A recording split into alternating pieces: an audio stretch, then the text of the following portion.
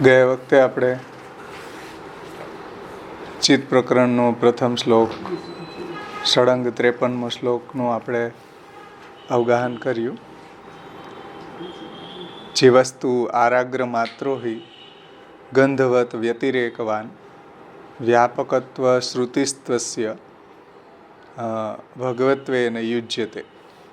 જીવ છે ડાંગરની જે ઉપરની નોખ હોય એની અણી જેવડો છે, પણ ગંધની માફક એનો જે પ્રકાશ છે, એનું ચૈતન્ય છે, વિસર્પી છે, આખા શરીરની અંદર ફેલાયેલું છે. શ્રુતિમાં જીવને જે વ્યાપકત્વ, જીવનું વ્યાપકત્વ કહ્યું છે એ ભગવદ આવેશ થાય ત્યારે એ ઘટે છે, ત્યારે વ્યાપક બને છે. એટલે વ્યાપક હોવું એ બ્રહ્મનો ધર્મ છે, જીવનો નહીં. જીવ તો અણુ જ છે. એમાં આપણે વ્રજભાષાની ટીકામાંથી થોડું રિવિઝન કરી લે, જેથી આપણને વિષય વધારે હૃદયારૂઢ થાય.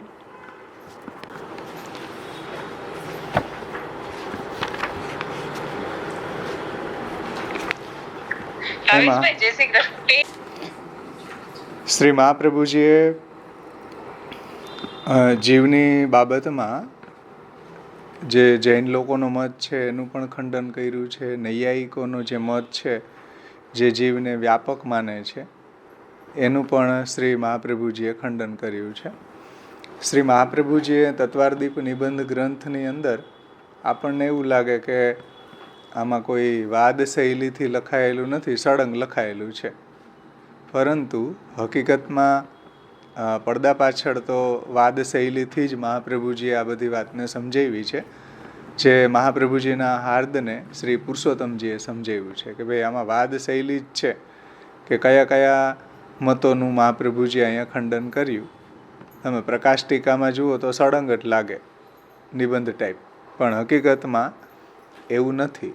જે પુરુષોત્તમજીએ શ્રી મહાપ્રભુજીનું જે તાત્પર્ય છે એને સમજાવ્યું છે કે અલગ અલગ જે મતો છે જીવની બાબતમાં એનું ખંડન કર્યું છે. તો થોડું આપણે ગયા વખતે બધાને હાર્ડ પડ્યું હશે તો થોડું રિવિઝન કરી લે વ્યવસ્થિત. શ્રી આચાર્યજી મહાપ્રભુજી આજ્ञा કરે है कि जीव को व्यापक मानोगे तो सब ही जीव सब ठिकाने. एक मिनट हो.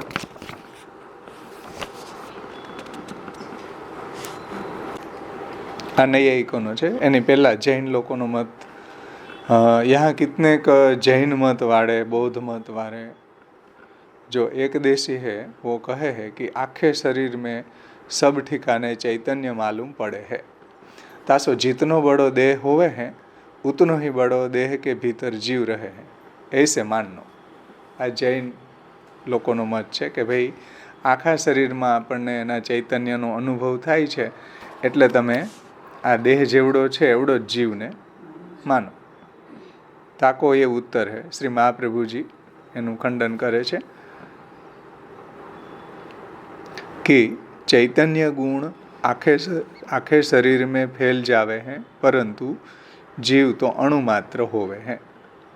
जीव છે તો અણુ માત્ર છે, એનો ચૈતન્ય ધર્મ છે એ સમગ્ર શરીરમાં ફેલાયેલો છે. યદિ જીવકુ મધ્યમ પરિમાણવાળો માનોગે, એટલે મધ્યમ પરિમાણવાળો એટલે દેહ જેવડો છે એવડો જીવ, એવો જો તમે એને માનશો, देह जितनो ही बड़ो जीव मानोगे, मानना पड़ेगो, तो देह जैसे अनित्य है ऐसे जीव को भी अनित्य मानना पड़ेगो. देह अनित्य છે, નાશવંત છે, એમ જીવને પણ નાશવંત માનવો પડશે. કારણ કે દેહ જે છે એના જેવડો જો જીવ હોય તો દેહ પંચમહાભૂતથી બનેલો છે, પ્રાકૃત છે, નાશવંત છે, એમ જીવને પણ એવો જ નાશવંત માનવો પડશે. તો દેહ જૈસે અનિત્ય है ऐसे जीव को भी अनित्य मानना पड़ेगा. कदाचित जीव को भी अनित्य मान लोगे, अर्थात देह के साथ ही जीव बन जावे हैं. એટલે દેહ જન્મે એટલે જીવ જન્મે દેહ સાથે સાથે, અને દેહને સાથે જીવ પણ નાશ પામી જાય. દેહનો નાશ થઈ જાય તો જીવનો નાશ થઈ જાય. જો આવું તમે લોકો માનશો તો ઘણી બધી જે પરંપરા છે એનો વિરોધ આવશે. શું? કે બાलक भूख मिटावे के अर्थ स्तन पीवे में प्रवृत्त होवे हैं, सो तुम्हारे मत में तुम्हारे हिसाब सो नहीं बन सकेगो, क्योंकि वाकू कहाँ याद है कि ऐसे स्तनपान कियो जाए तथा स्तन पीवे सो मेरी भूख मिट जाएगी, और हमारे सिद्धांत में तो जीव अनेक देह धारण करतो भयो आयो है तथा अनेक जन्म में भूख मिटावे के अर्थ स्तन पीतो आयो है, તો વાકી યાદ હે. એટલે જીવ છે એ નિત્ય છે અને એને ઘણા જન્મોથી એને દુગ્ધપાન કર્યું છે, એટલે એને શીખવવું ન પડે. બધી યોનિમાં દુગ્ધપાન કરતો આવ્યો છે, એટલે જન્મતાની સાથે જ એને દુગ્ધપાન કરવાનું યાદ છે. એટલે જીવ આપણે ત્યાં નાશવંત નથી, જેવું જૈન લોકો એમ માને કે ભાઈ જીવ છે દેહ જેવડો જ છે અને દેહનો નાશ થાય એટલે જીવનો પણ એની સાથે નાશ થાય. આવું જો માનશો તો આ જે એને સ્તનપાનની જે સંસ્કાર છે એવું આપણને જોવા મળે છે, એનું શું થશે? એટલે ભૂખ મિટાવે કે અર્થ સ્તન પીતો આવ્યો હે, વાકી યાદ હે તાસો વા અભ્યાસો બાલક યા જન્મ में भी स्तन पीवे में प्रवृत्त હોઈ જાવે હે. કહેવાનું તાત્પર્ય એ છે કે જીવ છે અણુ છે અને સમગ્ર શરીરમાં એનું ચૈતન્ય વ્યાપ્ત છે. જૈન લોકો એમ માને છે કે જીવ છે એ દેહ જેવડો છે, તો પછી પ્રાકૃત એ કેવા છે, અને પ્રાકૃત જો હશે તો એ તો નાશવંત છે. અને બીજી વાત એ કે આ દેહ છૂટ્યા પછી એ બીજા શરીરમાં જ્યારે એને એ જીવ જાય છે તો હાથીનો જીવ છે કીડીની અંદર કેવી રીતના જઈ શકશે? સમજો, એ આર્ગ્યુમેન્ટ અહીંયા શ્રી પુરુષોત્તમજીએ સમજાવી છે. અને બીજી એક વાત કે ઓર प्रेत भूत अपने पहले जन्म की भी सब बात कहे हैं, तासो भी मालूम पड़े है कि जीव को देह के साथ नाश नहीं हुए है. जीव છે એનો દેહની સાથે નાશ થતો નથી. जीव नित्य है और देह जितनो बड़ो ही जीव को मानोगे तो शरीर अनेक है और सभी शरीरन में कर्म के अधीन હોય કે જીવ को જાનો પડે है. જેવું એનું કર્મ છે એ પ્રમાણે એને યોની પ્રાપ્ત થાય છે. એટલે ઘોડાનો જીવ હોય તો નાના પક્ષીઓમાં પણ જાય છે. તબ હાથી કી દેહ કે બરાબર કો હાથી કો જીવ ચીટી में कैसे माई सकेगो. हाथीनो जीव कीड़ीમાં કોઈ દિવસ માય? और शरीर के साथ ही जीव छोटो बड़ो हो जाए ऐसे कहोगे तो कदाच जैन मतवाળા એમ કે જેવડું શરીર હોય એવડો નાનો થઈ જાય, મોટું શરીર હોય તો મોટો થઈ જાય. ऐसे कहोगे तो शरीर को जैसे नाश मानो हो तैसे जीव को भी नाश मानना पड़ेगा.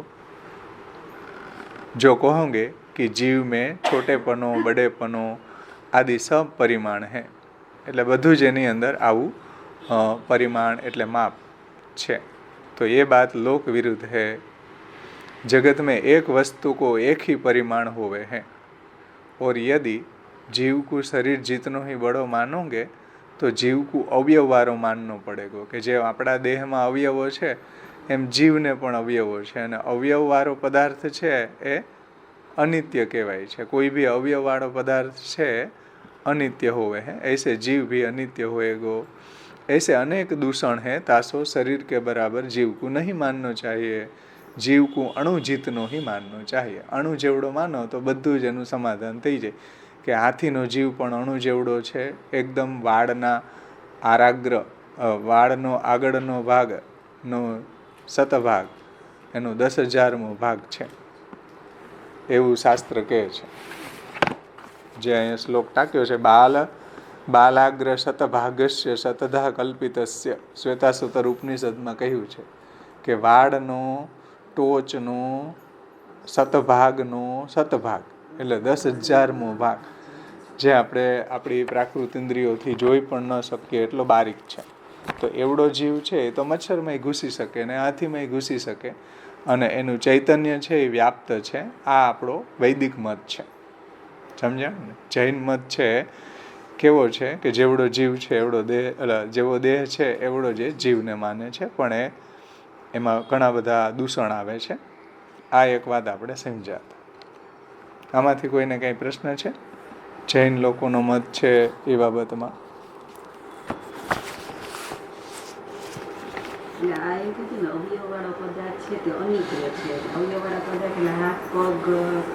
હા, અવયવવાળા પદાર્થ જે છે એ બધા અનિત્ય છે. અવયવો જ પ્રાકૃતિક છે, પ્રકૃતિજન્ય છે. એટલે અવયવવાળા પદાર્થો બધા નાશવંત છે. તો જીવને અવયવવાળો માનવો પડશે. જો દેહને જેવડો જીવને માનશો તો દેહમાં જેમ અવયવ છે એમ જીવને અવયવવાળો માનશો તો અવયવવાળો પદાર્થ હંમેશા નાશવંત હોય છે, અનિત્ય હોય છે. એટલે જૈન મતનું ખંડન આ રીતના શ્રી મહાપ્રભુજીએ સમજાવ્યું. જોકે આમાં બૌદ્ધવાળા આવી જાય છે, જે ક્ષપણક આદિ જે બૌદ્ધ છે એ બધા પણ આ જ રીતના માને છે. એનું અહીંયા ખંડન કર્યું શ્રી મહાપ્રભુજીએ. હવે નૈયાયિક મતનું, ન્યાય મતનું ખંડન કરે છે. એને થોડું આપણે શોર્ટમાં જોઈ લે, કારણ કે ન્યાય મત થોડું ભણ્યા હોય તો વધારે આપણને એમાં સમજ આવે. પણ સેન્ટ્રલ આઈડિયા એનો આપણે સમજી લે કે ન્યાય મતનું ખંડન કઈ રીતના શ્રી મહાપ્રભુજીએ, પુરુષોત્તમજીએ કર્યું. હવે જીવ છે એ વ્યાપક નથી. નૈયાયિકો જે છે એ જીવને વ્યાપક માને છે. નૈયાયિક વગેરે જીવને વ્યાપક માને છે એ પણ યોગ્ય નથી. કેમ કે જીવ વ્યાપક હોય તો જીવની ઉત્ક્રાંતિ, ગતિ, આ ગતિ થાય નહીં. એટલે કે ઉત્ક્રાંતિ, ગતિ એટલે આ લોકમાંથી બીજા લોકમાં જવું, બીજા લોકમાંથી આ લોકમાં આવવું. જીવ તો એના કર્મ અનુસાર ઉપરના લોકમાં જાય છે. જો સત્કર્મ કરેલા હોય, અસત્કર્મ કરેલા હોય તો નીચેના અધમ લોકમાં જાય છે, નરક લોકમાં જાય છે. તો એની આ ગતિ એટલે કે એની ઉત્ક્રાંતિ ને ગતિ થાય છે. એટલે ઉપર જાય છે, નીચે આવે છે, અને અધોગતિ નીચે જાય છે. તો જો વ્યાપક હોય એને ક્યારેય આવાગમન ન હોય ને. એમ વ્યાપક પદાર્થ છે એની ઉત્ક્રાંતિ ગતિ ન થઈ શકે. એમ એનો વિરોધ આવશે, જે ભગવાને વેદ, ગીતા, બ્રહ્મસૂત્ર, ભાગવતમાં આ વાતને સમજાવી છે કે જીવ છે એની ઉત્ક્રાંતિ ગતિ, આ ગતિ થાય છે. એને જો તમે વ્યાપક માનશો તો નહીં થઈ શકે. અને જો જીવ વ્યાપક હોય તો પછી યજ્ઞદત્તે આમ્રફલ ખાધું તો દેવદત્તને પણ હું આમ્રફલ ખાઉં છું એવો અનુભવ થવો જોઈએ ને. જીવ વ્યાપક હોય તો દેવદત્તે આમ્રફલ ખાધું તો પછી યજ્ઞદત્તને એનો સ્વાદ આવવો જોઈએ કે મેં પણ આમ્રફલ ખાધું. વ્યાપક જીવ હોય તો હરેકમાં એક જ જીવ છે, એક જીવ વ્યાપક છે. તો આવું જો માનો તો બધાને એક જ સરખી ફિલિંગ આવવી જોઈએ.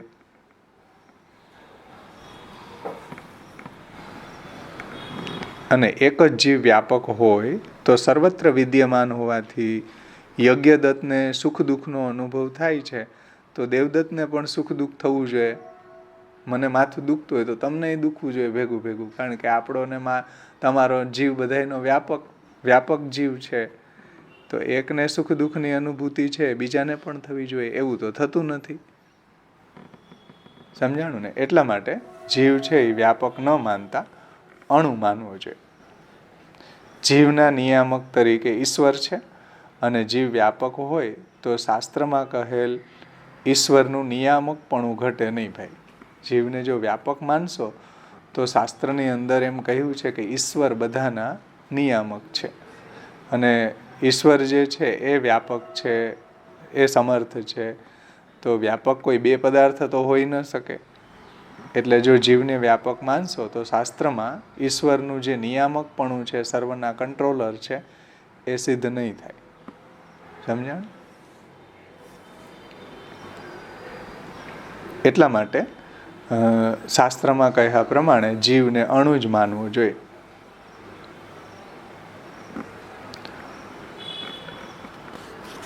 વિવાદી કહે કે વ્યાપક પદાર્થ કે ગુણ જहाँ तहाँ असमवायी कारण રહે. આ અસમવાયી કારણ છે ને એ નૈયાયિકો ત્રણ પ્રકારના કારણ માને છે. એક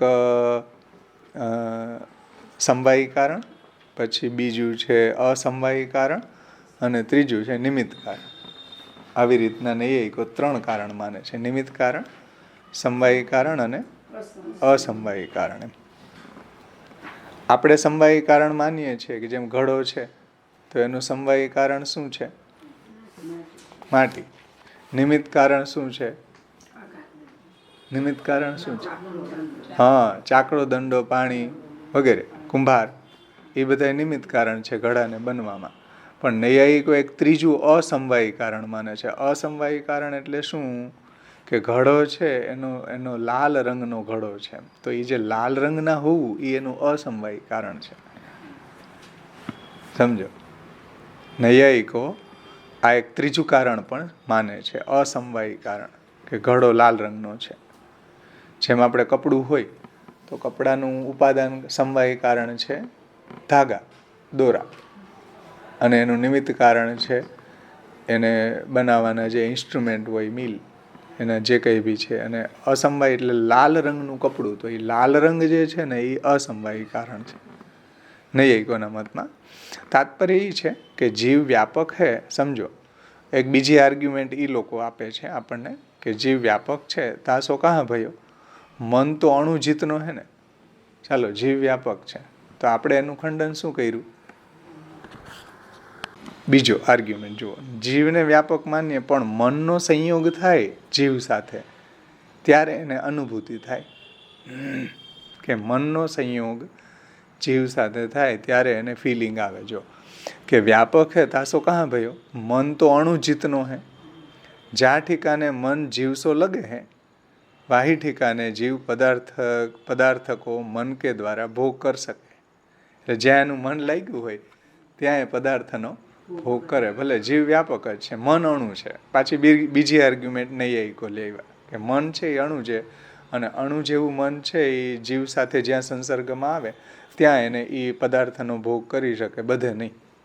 સભી પદાર્થન કો ભોગ નહીં કરી શકે.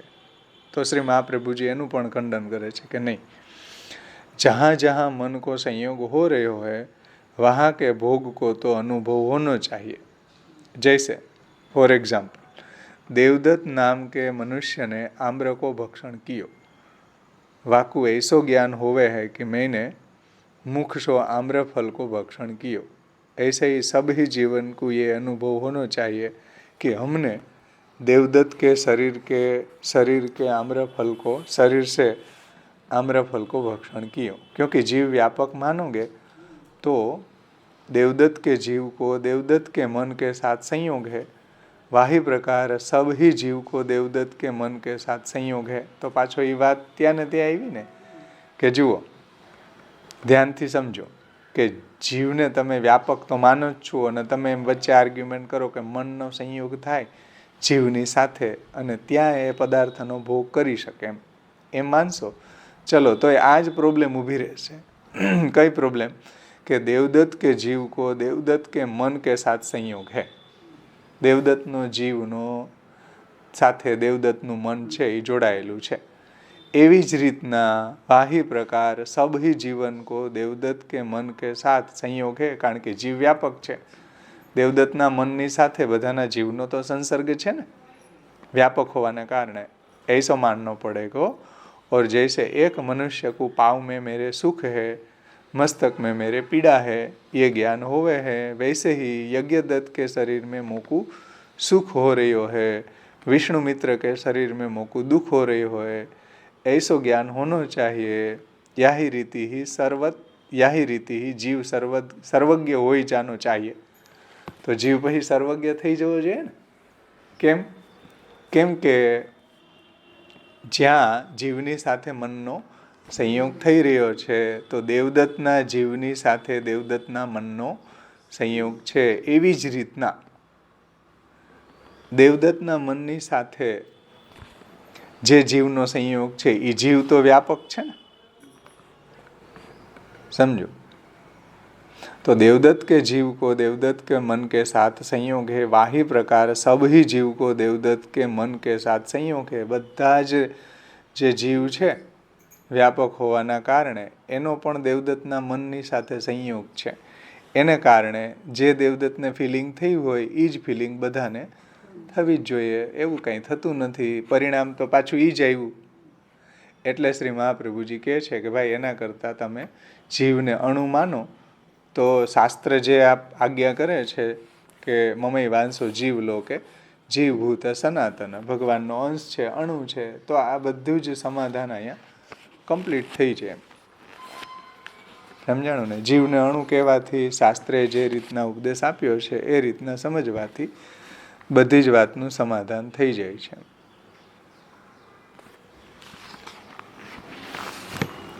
અને ત્યાર પછી લાસ્ટમાં શ્રુતિમાં જીવનું જે વ્યાપકત્વ કહ્યું છે, કઈ દ્રષ્ટિકોણથી કહ્યું છે, એને આમાં શ્રી મહાપ્રભુજી સમજાવે છે. જુઓ, વ્યાપકત્વ શ્રુતિસ્તસ્ય ભગવત્વેન યુજ્યતે. એટલે વ્યાપકતા જે જીવમાં આવે છે, ક્યારે આવે છે? જ્યારે જીવની અંદર આનંદાસ પ્રગટ થઈ જાય. વ્યાપકત્વ શ્રુતિસ્તસ્ય ભગવત્વેન યુજ્યતે. એટલે ભગવાનનો એમાં આવેશ થવાના કારણે એમાં વ્યાપકતા આવે છે. એ વાત નીચે સમજાવી. જુઓ, ઓર શ્રીમદ ભગવદ્ ગીતાજી મેં નિત્ય સર્વગતો સ્થાણુ, બીજા અધ્યાયના 24મા શ્લોકમાં કહ્યું છે કે જીવ નિત્ય છે, પછી સર્વગત છે અને સ્થાણુ છે. યા શ્લોકમાં જીવ કુ વ્યાપક લખ્યો હે. નૈયાયિકો પાછા એમ કે જુઓ, અમે કહેતા એમ અમે કહીએ છીએ એવું તો ભગવદ્ ગીતામાં કહ્યું કે જીવ વ્યાપક છે. સો તો હવે મહાપ્રભુજી કહે છે કે ભાઈ સો તો જબ ભગવાન को आवेश या जीव में आवे है तब भगवान के व्यापकत्व आदि धर्म भी जीव में आई जावे हैं. એટલે એ ક્યારે વ્યાપક બની જાય છે? જ્યારે ભગવાનના ધર્મો એનામાં પ્રગટ થઈ જાય. બ્રહ્મજ્ઞાન જ્યારે એની અંદર સિદ્ધ થઈ જાય, અપરોક્ષ બ્રહ્માનુભૂતિ થવા લાગે, જેમ વામદેવજીને થઈ હતી કે અહમ મનુ અહમ સૂર્યમ અભવત, હું મનુ છું, હું સૂર્ય છું. આવું બ્રહ્મજ્ઞાન સિદ્ધ થઈ જાય ત્યારે એને કોટાનકોટી બ્રહ્માંડોની અનુભૂતિ થવા લાગે છે. ત્યારે એની અંદર જે વ્યાપકત્વની અનુભૂતિ થાય છે એ ભગવાનના વ્યાપકત્વ આદિ ધર્મના કારણે થાય છે. જીવ તો પણ અણુ જ રહે છે. જીવ ક્યારે વ્યાપક થતો નથી. समझ में आयु ने? तब भगवान के व्यापकत्व आदि धर्म भी जीव में आई जावे हैं. वे धर्म भगवान के ही है, जीव के नहीं है. जीवना धर्मो નથી, भगवानना धर्मो છે व्यापकत्व आदि.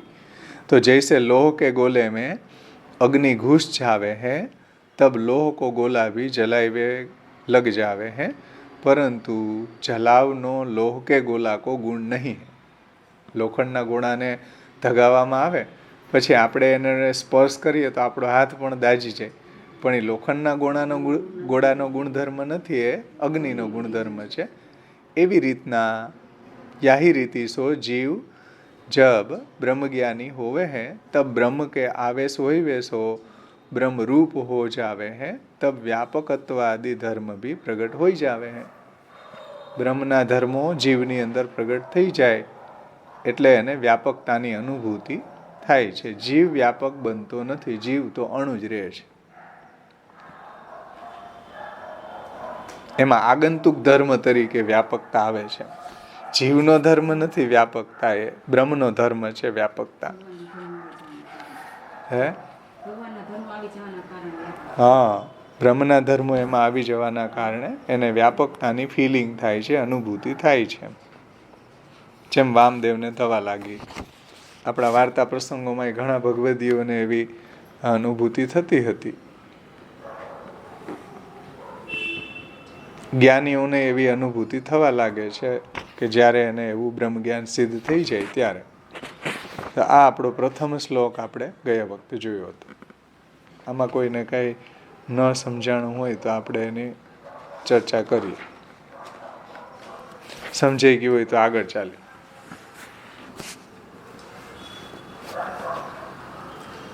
મારે 198 અંગુષ્ઠ માત્ર હંસાકૃતિ થાય છે તેમ જીવનું આરાગ્ર માત્રથી હંસત્વ છે. હા, તો એમાં નૈયાયિકોનો મત એવો છે. જુઓ, આરાગ્ર એમાં પેજ નંબર 135 ઉપર આવરણભંગમાં પુરુષોત્તમજી એનો ખુલાસો સમજાવે છે કે આરાગ્ર પરિમાણથી અનિત્યતા આવશે એ દોષ યોક્તિક શાસ્ત્રમાં જ છે, પણ શ્રૌત શાસ્ત્રમાં નથી. એટલે કે નૈયાયિકો એમ માને છે કે તમે જીવને આરાગ્ર માત્ર માનશો, પરિમાણવાળો માનશો, તો પરિમાણવાળો પદાર્થ અનિત્ય છે એવું નૈયાયિકો માને છે. સમજો, નૈયાયિક લોકો પરિમાણવાળો જે પદાર્થ છે એ અનિત્ય છે એવું માને છે. એટલે આરાગ્ર પરિમાણથી અનિત્યતા આવશે. એ દોષ યૌક્તિક શાસ્ત્રમાં જ છે, એટલે ન્યાયમતમાં છે, આપણે ત્યાં નથી.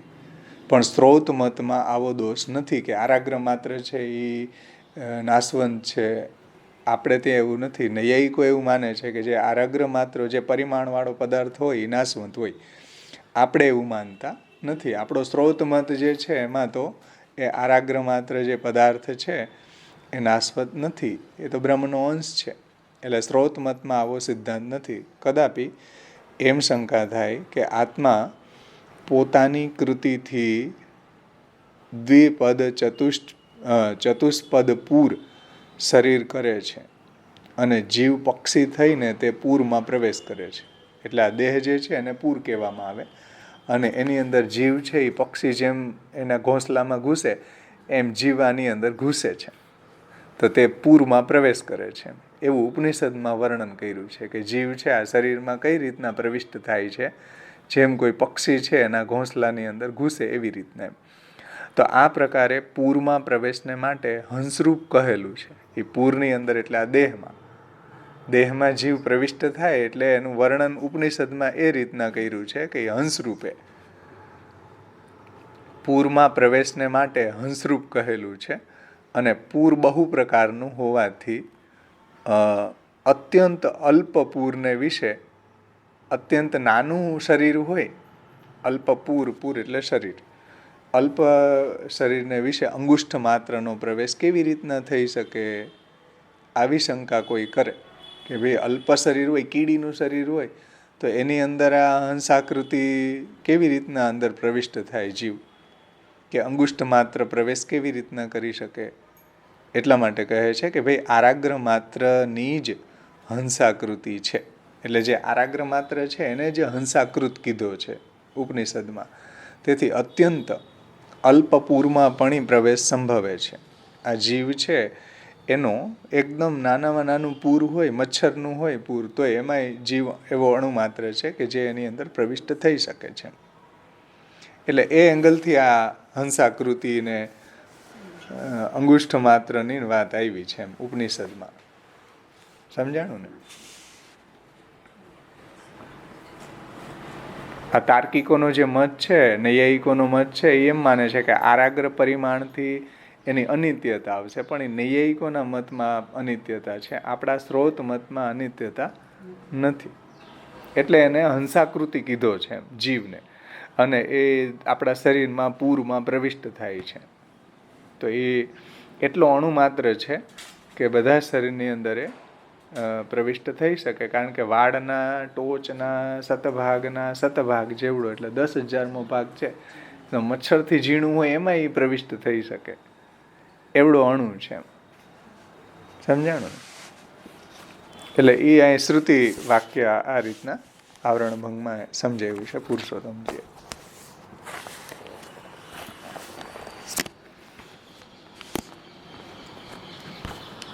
જે આરાગ્ર માત્ર હોવા છતાંય આપણે ત્યાં નિત્ય છે. નૈયાયિકો ભલે એને પરિમાણવાળો હોવાથી નાશવંત માનતા હોય, પણ એ નૈયાયિકોનો મત છે, આપણો મત નથી ભાઈ.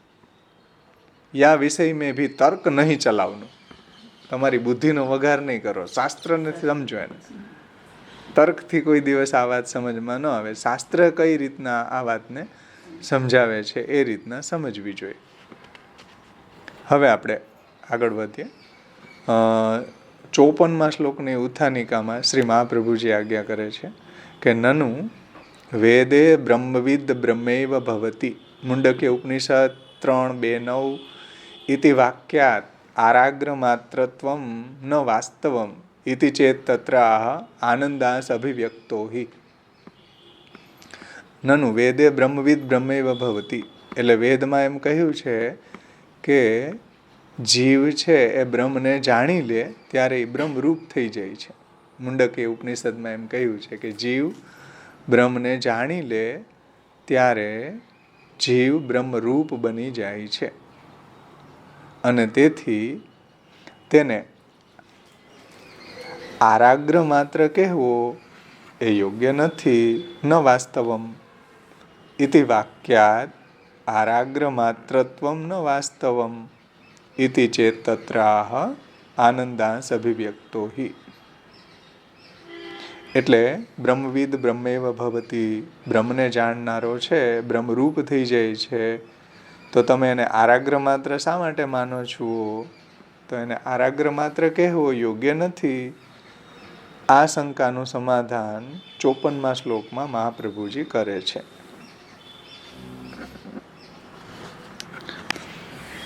એનો જવાબ શ્રી મહાપ્રભુજી આપે છે. આનંદાંશ અભિવ્યક્તો તુ તત્ર બ્રહ્માંડ કોટય પ્રતિએરન પરિચ્છેદો વ્યાપકત્વંચ તસ્ય તત. એનો થોડો અન્વય જોઈ લઈએ આપણે કે તત્ર આનંદાંશ અભિવ્યક્તો એટલે જીવમાં ભગવત ધર્મ આનંદાંશ પ્રગટ થતા. જીવમાં ભગવત ધર્મ આનંદાંશ પ્રગટ થતા તું એટલે તો બ્રહ્માંડ કોટય અનેક બ્રહ્માંડ પ્રતિએરન એટલે જણાય છે.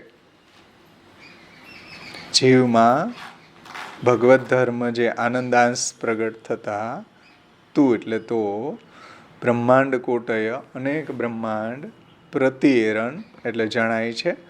પરિચ્છેદ અણુત્વરૂપ પરિચ્છેદ ચ અને તસ્ય એટલે જીવનું વ્યાપકત્વ બંને થાય છે. એટલે પરિચ્છેદ એટલે અણુત્વરૂપ પરિચ્છેદ અને તસ્ય એટલે જીવનું તેનું વ્યાપકત્વ, આ બંને ગુણો એમાં રહે છે. અણુઈ રહે છે અને વ્યાપકતા પણ એનામાં રહે છે, બ્રહ્મના ધર્મો એનામાં પ્રગટ થવાના કારણે.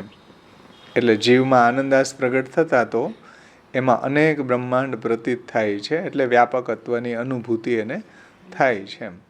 પણ જીવમાં અણુધર્મ અને વ્યાપકત્વ એ બંને ધર્મો રહે છે. અણુમાં જ વ્યાપકપણું સિદ્ધ થાય છે. એટલે અણુ જેવડો જીવ છે એમાં આવી વ્યાપકતાની ફિલિંગ એને થાય છે, અનુભવાય છે. હવે આપણે એને વ્રજ ભાષામાં જોઈએ. ટીકા. શ્લોકનો અર્થ સમજાણો ને?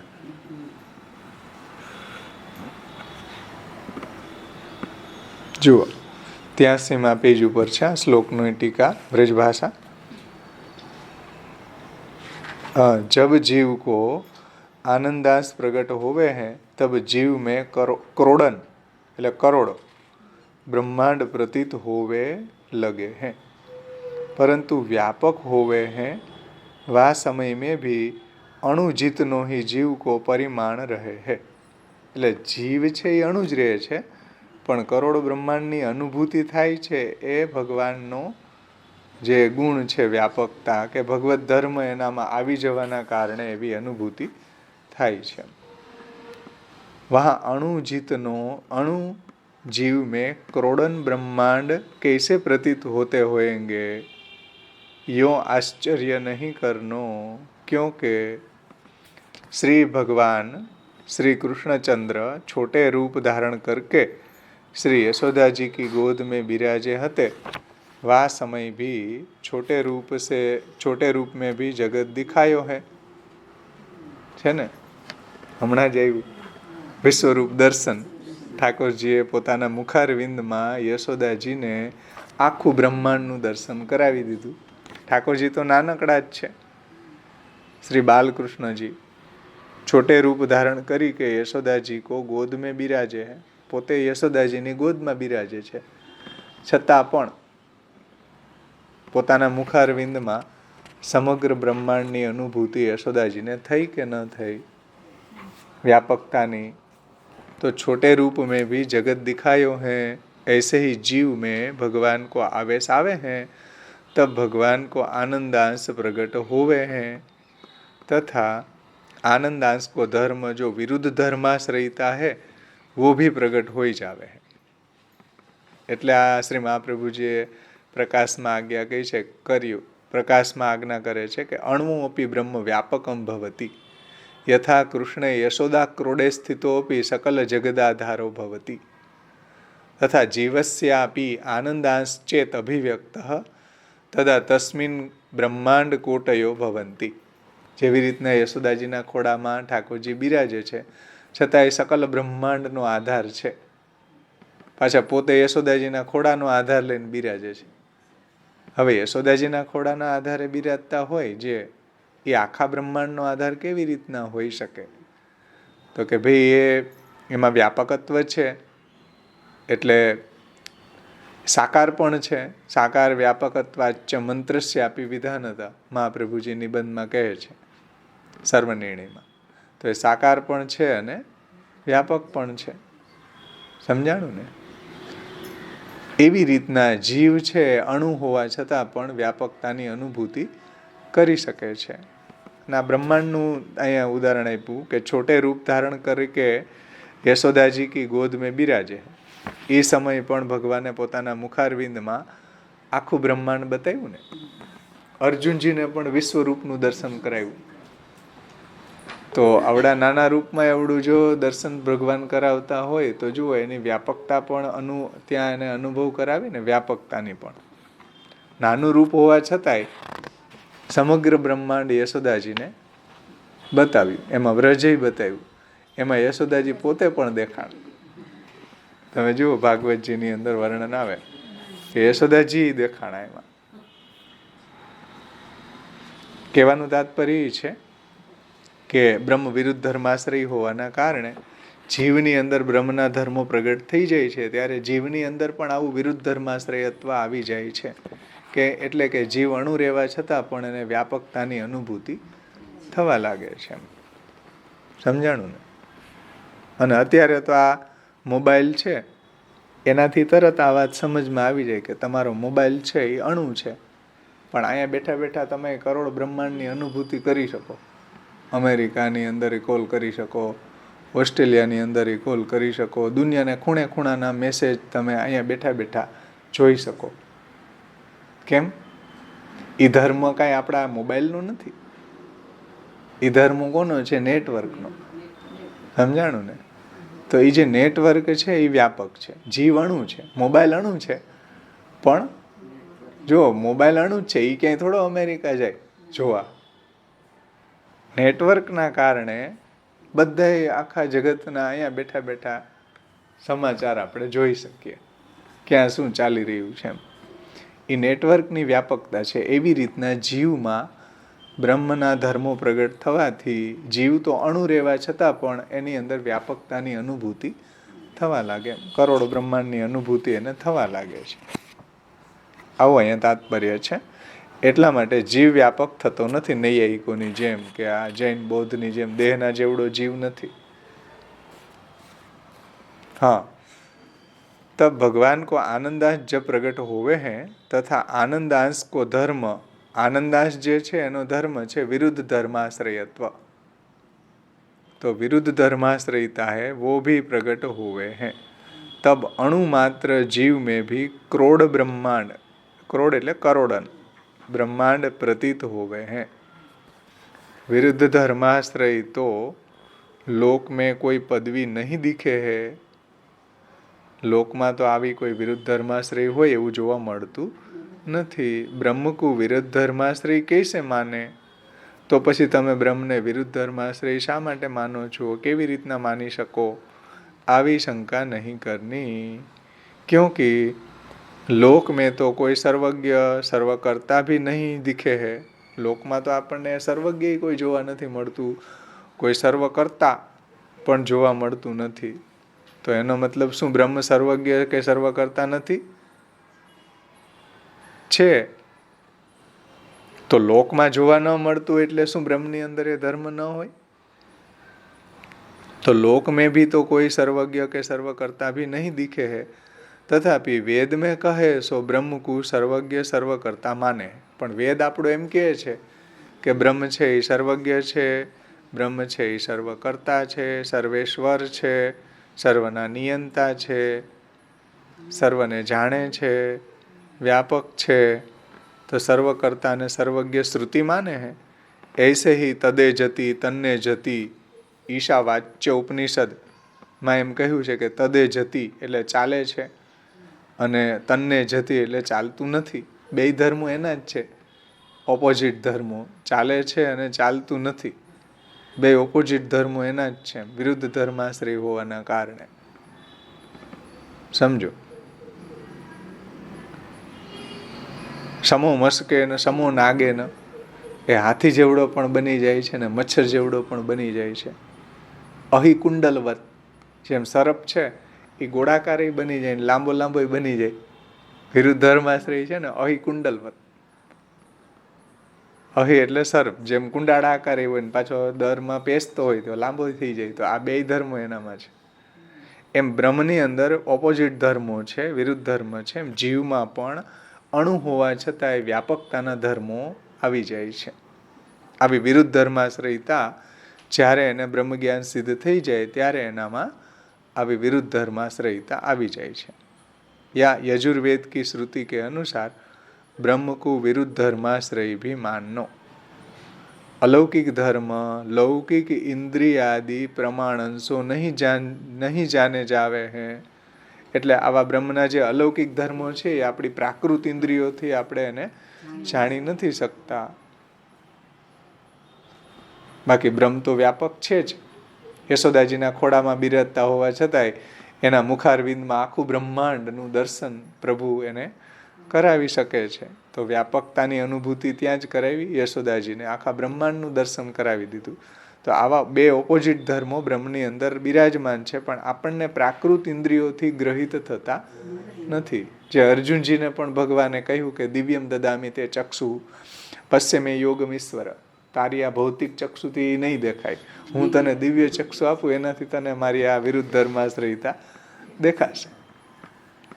તો અલૌકિક ધર્મ લૌकिक इंद्रियादि प्रमाणंशो नहीं जाने जावे हैं तथा लौकिक युक्ति की भी वहाँ सामर्थ्य नहीं चले. તમે તમારી બુદ્ધિ ત્યાં દોડાવો તો એની સામર્થ્ય પણ ત્યાં ન ચાલે. એમ લૌકિક યુક્તિથી એને સમજી ન શકાય, એને આપણે શાસ્ત્રથી જ સમજવું જોઈએ. સમજાણું ને? કેમ કે બ્રહ્મ છે, જીવ છે, આ બધું શાસ્ત્રના વિષય છે, આપણી બુદ્ધિના વિષય નથી. આપણી ભૌતિક ઇન્દ્રિયોથી એ ગ્રહિત થતા નથી. આપણે ભૌતિક ઇન્દ્રિયોથી એની અનુભૂતિ નથી થઈ શકતી. એમ મોટા મોટા સાયન્ટિફિક લોકો છે, વૈજ્ઞાનિક લોકોને નથી દેખાતો. ઘણા બધા એક્સપેરિમેન્ટ કર્યા એણે, તો પણ ગમે એવા માઇક્રોસ્કોપથી નહીં જીવ નથી દેખાતો એને. કેમ કે એ ઇન્દ્રિયોનો વિષય જ નથી, શાસ્ત્રનો વિષય છે. શાસ્ત્રથી એને સમજી શકાય. એટલા અહીં કહે છે કે लौकिक युक्ति भी वहाँ सामर्थ्य नहीं चले है. आगे के श्लोक में जीव के प्रकाशक धर्म को निरूपण करेंगे. અહીંયા સુધી તો આપણે જોયું ને, એનું વિસર્પી ચૈતન્ય છે, એ અણુ જેવડો છે, આપણા હૃદય પ્રદેશમાં રહે છે, અને આખા શરીરમાં એનું જે ચૈતન્ય છે એ ફેલાયેલું છે. આ એક વાત થઈ. પછી બીજી વાત એ કે જ્યારે એની અંદર બ્રહ્મજ્ઞાન સિદ્ધ થઈ જાય, આનંદાંશ અભિવ્યક્ત થઈ જાય, ત્યારે એને વ્યાપકતા એનામાં આવી જતી હોય છે, જે બ્રહ્મનો ગુણધર્મ છે. એટલે બ્રહ્માંડ કોટય પ્રતિએરન પરિચ્છેદો વ્યાપકત્વંચ તસ્ય તત. ત્યારે એને બધી જ બ્રહ્માંડની અનુભૂતિ એને થવા લાગે, એટલે એની અંદર વ્યાપકતા આવી જાય છે. એ બ્રહ્મનો ધર્મ છે. જીવ તો અણુ જ રહે છે, અણુ રહેવા છતાં પણ એને આવી અનુભૂતિ થઈ જાય. કેવી રીતના? તો કે યશોદા ક્રોડે સ્થિતો સકલ જગદાધારો ભવતી. શ્રી કૃષ્ણ યશોદાજીના ખોડામાં બિરાજતા હોવા છતાં પણ યશોદાજીને બ્રહ્માંડનું દર્શન કરાવી શકે છે. એવી રીતના જીવ અણુ હોવા છતાંય વ્યાપકતાની અનુભૂતિ એને બ્રહ્મના ધર્મને કારણે આનંદાંશ પ્રગટ થઈ જવાના કારણે થાય છે. આ આખું મહાપ્રભુજી અહીંયા એનું જીવનું સ્વરૂપ સમજાવ્યું, એના ધર્મો સમજાવ્યા, અને હજી એની અંદર એનો જે પ્રકાશત્વ ધર્મ આગળની કારિકામાં મહાપ્રભુજી સમજાવે છે કે એને કેમ આપણે જોવો. દેખાય તો કેવો હોય દેખાવમાં જીવ? આપણે તો શરીર તો જોઈએ છીએ, પણ જીવ કેવો હોય?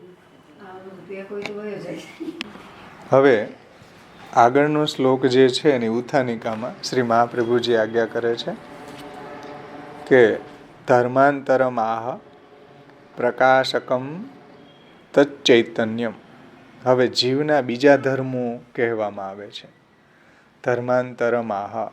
હવે જીવના બીજા ધર્મોનું વર્ણન શ્રી મહાપ્રભુજી કરે છે. પ્રકાશકમ તચ્ચૈતન્યમ તેજોવત્તેન ભાસતે ન પ્રાકૃતે ઇન્દ્રિય ગ્રાહ્યમ ન પ્રકાશ્યંચ કેનચિત. અન્વય જોઈ લઈએ આપણે. પછી યોગેન ભગવદ દ્રષ્ટ્યા દિવ્યયા વા પ્રકાશતે. એ પણ સાથે જ છે પંક્તિ. યોગેન ભગવદ દ્રષ્ટ્યા દિવ્યયા વા પ્રકાશતે. તો તત એટલે તે, અહીં કીધું ને પ્રકાશકમ તચ્ચૈતન્યમ તેજોવત્તેન ભાસતે. તો તત એટલે તે, પ્રકાશકમ ચૈતન્યમ પ્રકાશરૂપ ચૈતન્ય, તેન પ્રકાશ ગુણને કારણે, તેજોવત તેજની માફક, ભાસતે એટલે દેખાય છે, ભાસે છે. એનો જે ચૈતન્ય ગુણ છે, પ્રકાશક ચૈતન્ય પ્રકાશ ગુણને લીધે તેજના જેવું દેખાય છે જીવનું. અથવા તચ્ચૈતન્યમ જીવનો ચૈતન્ય ગુણ પ્રકાશકમ એટલે કે પ્રકાશક હોવાથી. જીવ તેજો રૂપ છે એમ એનો જે ધર્મ છે ચૈતન્ય, એ પણ એવું તેજો રૂપ હોવાથી તેજોવત તેજની માફક ભાસતે ભાસે છે, દેખાય છે. અને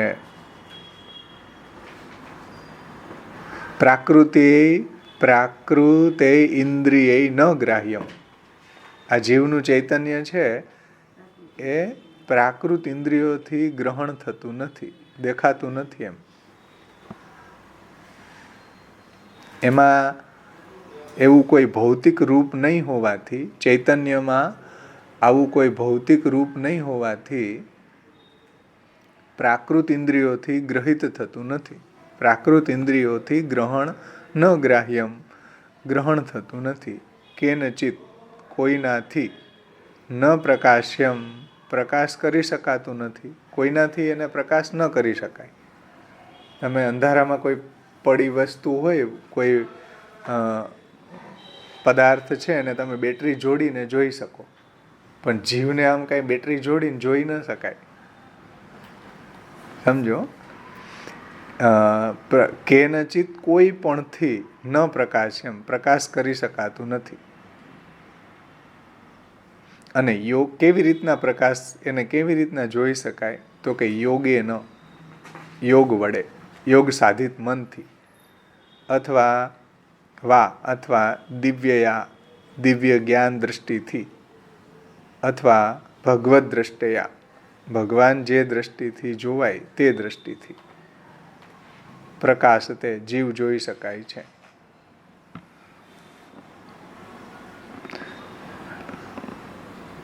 સંપૂર્ણ અનુવાદ એ રીતના થશે કે તે જીવ છે એ પ્રકાશક ચૈતન્ય પ્રકાશ ગુણને લીધે તેજના જેવું દેખાય છે.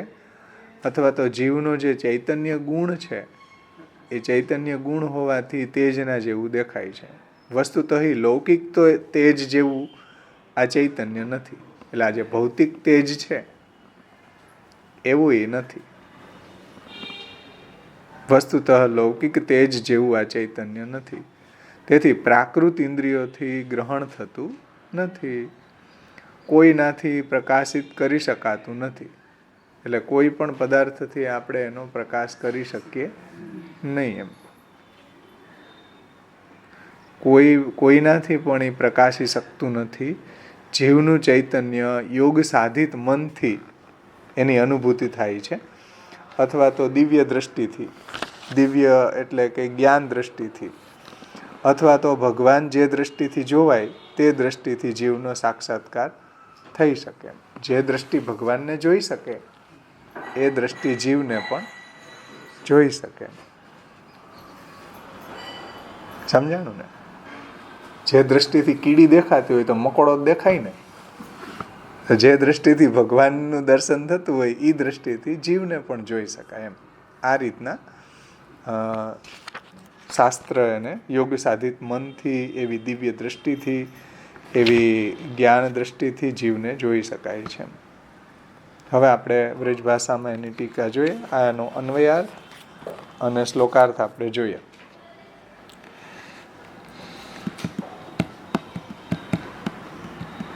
જુઓ, ધર્માંતરમાહ પ્રકાશકમ તચ્ચૈતન્યમ. હવે જીવના બીજા ધર્મો કહેવામાં આવે છે. કયા? તો કે ભાઈ પ્રકાશકમ તચ્ચૈતન્યમ તેજોવત્તેન ભાસતે.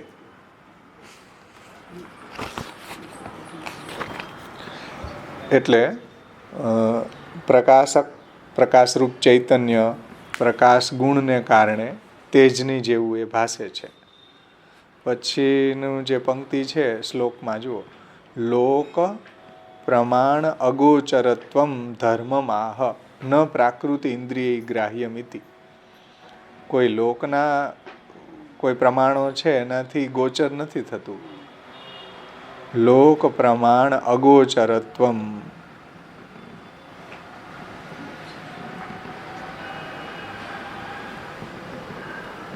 એટલે લોકના કોઈ ઇન્સ્ટ્રુમેન્ટથી એને આપણે જોઈ ન શકીએ એમ, અગોચર છે એનાથી. અને એટલે કહ્યું છે પ્રાકૃતિ ઇન્દ્રિય અગ્રાહ્યત્વ. પ્રાકૃત ઇન્દ્રિયોથી એને જોઈ શકાતો નથી. અને ન પ્રકાશ્યમ છે કેનચિત. અને કોઈ પણ પ્રકાશથી એનો પ્રકાશ થઈ શકતો નથી એમ. એટલે કોઈનાથી એ પ્રકાશ કરી શકાતું નથી જીવનું ચૈતન્ય. પછી કહે છે કે ભાઈ કઈ રીતના જોઈ શકાય? નનુ તર્હિ પશ્યતામ સર્વલોકાનામ શ્રીમદ ભાગવત પુરાણ 10, 12, 35 ઇત્યાદિ કથમ ઉપપદ્યતે ઇતિ ચેત તત્ર આહ યોગેન. જો નનુ તર્હિ પશ્યતામ સર્વલોકાનામ, શ્રીમદ ભાગવતના 10મ સ્કંદ 12મો અધ્યાય 35મા શ્લોકમાં, 12મો અધ્યાય ક્યાંથી આવી ગયો સમજો. એમાં શું કહેવા માંગે છે કે પશ્યતામ સર્વલોકાનામ, એટલે બધા લોકના દેખતા જે શિશુપાલનો જીવ છે એ ભગવાનમાં સમાઈ ગયો. એવું 10:74-45 કહ્યું છે. તો ઇત્યાદિ કથમ ઉપપદ્યતે, તો તમે એમ કહો છો કે ભાઈ પ્રાકૃત ઇન્દ્રિયોથી ગ્રાહ્ય નથી, તો શિશુપાલનો જીવ છે. પણ તમે એમ કહો છો કે ભાઈ પ્રાકૃત ઇન્દ્રિયોથી ગ્રહિત થતો નથી, તો પશ્યતામ સર્વલોકાનામ, બધા લોકના દેખતા શિશુપાલનો જીવ ભગવાનમાં સમાઈ ગયો. ઇત્યાદિ કથમ ઉપપદ્યતે, તો આ વાત કઈ રીતના સિદ્ધ થશે ભાઈ?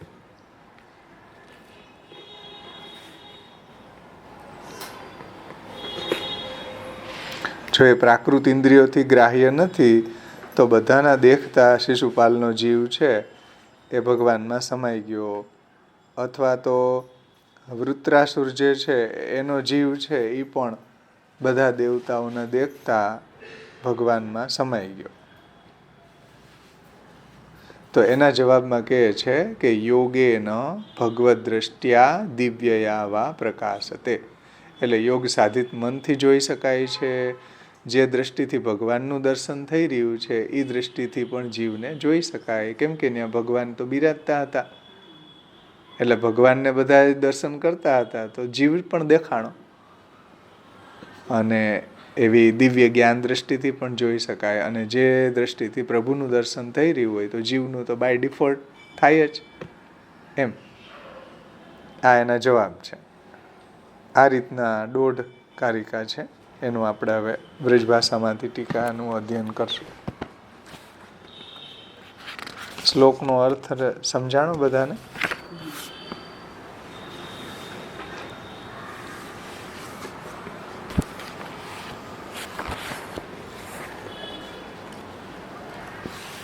ફરીથી એનું અનુવાદ જોઈ લઈએ આપણે કે જીવનો જે ચૈતન્ય ગુણ છે એ પ્રકાશક છે. હમણાં કીધું ને કે તમે દીવડા જેવો દેખાય, આમ પ્રકાશક છે. ટીવીની અંદર ને જે આ પિક્ચરમાં કે આપણે સિરિયલમાં જોઈએ તો મહાઅવતાર નરસિંહામાં પણ જોયું, હિરણ્યકશિપુનો જીવ ભગવાનમાં સમાઈ ગયો. પછી રામાયણમાં સબરી છે એનો જીવ આમ કરતો કરતો રામચંદ્રજીમાં સમાઈ ગયો. વિષ્ણુ પુરાણ સિરિયલ આવે એમાંય તમે જોશો તો એમાંય આ ઘણા એવા અસુરો જે છે એના જીવ છે ભગવાનના સમાઈ ગયા. એમ શિશુપાલનો જીવ છે એ પણ ત્યાં ઇન્દ્રપ્રસ્થમાં ભગવાને જ્યારે શિશુપાલનું શિરચ્છેદ કર્યો ત્યારે ભગવાનમાં સમાઈ ગયો. વૃત્ર છે એનો જ્યારે વધ થયો ત્યારે વૃત્રનો જીવ એ બધાના દેવતાઓના દેખતા ભગવાનમાં સમાઈ ગયો. તો તમે એમ કહો છો કે ભાઈ પ્રાકૃત ઇન્દ્રિયોથી ગ્રાહ્ય નથી, તો કે ભાઈ એ દિવ્ય દ્રષ્ટિથી એને જોઈ શકાય છે. અને જીવનો ચૈતન્ય ગુણ છે એ પ્રકાશક છે. અને જીવના ચૈતન્ય ગુણને લીધે જ જીવને તેજોવત એટલે તેજોમય કહેવામાં આવે છે. જીવનું ગ્રહણ પ્રાકૃત ઇન્દ્રિયોથી થઈ શકતું નથી અને બીજા પ્રકારથી તે જીવ પ્રકાશ્ય પણ નથી થતો. પ્રાકૃત ઇન્દ્રિયોથી જોઈ શકાતું નથી અને બીજા કોઈ પદાર્થોથી જીવ છે એ પ્રકાશ્ય પણ નથી. એટલે જેમ તમે ટોર્ચ કે બેટરી કે કોઈ એવા માઇક્રોસ્કોપથી કોઈ પદાર્થ બારીક પદાર્થ હોય, તમે બેક્ટેરિયા છે એવા જે સૂક્ષ્મ પદાર્થો, હા એને તમે જોઈ શકો, પણ જીવને એવા કોઈ સાધનથી કે કોઈ એવા પ્રકાશથી એને જોઈ શકાય નહીં. એ ભૌતિક પદાર્થ નથી. ટૂંકમાં એ ભગવાનનો અંશ છે. તો કઈ રીતના જોઈ શકાય? તો કે જીવ 3 પ્રકારથી જોઈ શકાય. શ્રી મહાપ્રભુજી કહે છે કે ભાઈ 3 પ્રકારથી એને તમે જોઈ શકો. એક યોગેન, બીજું ભગવદ દ્રષ્ટિયા વા દિવ્ય દ્રષ્ટિથી.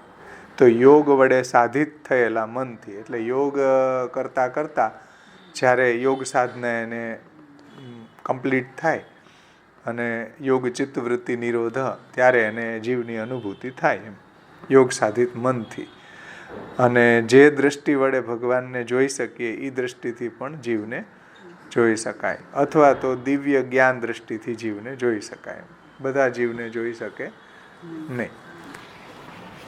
હવે આપણે ટીકાને જોઈએ.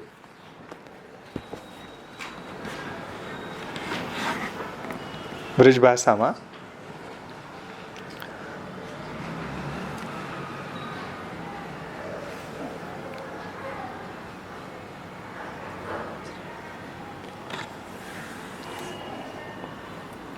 જીવ અથવા જીવકો ચૈતન્ય ગુણ, સમજો, જીવ અથવા જીવનો ચૈતન્ય ગુણ બંને પ્રકાશક છે.